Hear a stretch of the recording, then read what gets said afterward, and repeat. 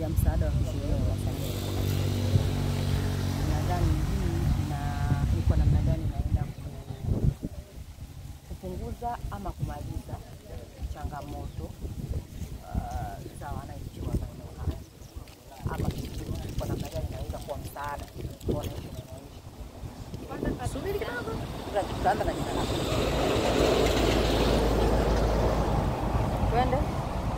Kwanza kabisa twende kwa niaba ya wananchi wa mtaa wa Mtele, Sokoni na Makonde, nitoe shukrani zangu za dhati kwa Mheshimiwa Rais wa Jamhuri ya Muungano wa Tanzania kwa kuiwezesha timu hii ya Mama Samia Aid Campaign kufika katika eneo letu.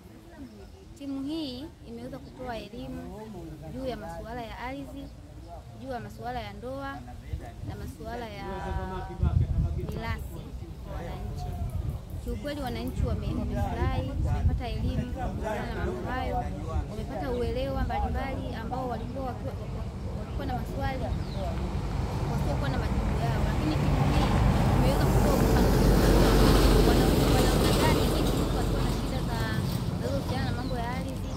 mambo ya ndoa, mambo ya mirathi, namna gani jinsi ya kuandika wosia.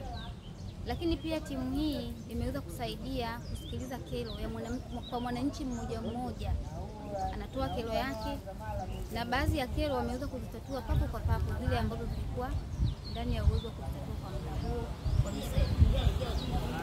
Nipende kuwashukuru timu hii, kwani wananchi walikuwa wanaishi kero ambazo wananchi walikuwa na shida ambazo hawakujua waanzie wapi, lakini kwa ujio wa timu hii wananchi wamepata mwanga kwamba sasa akiwa na shida fulani inayohusu kitu fulani watafanya nini, wataanzia wapi.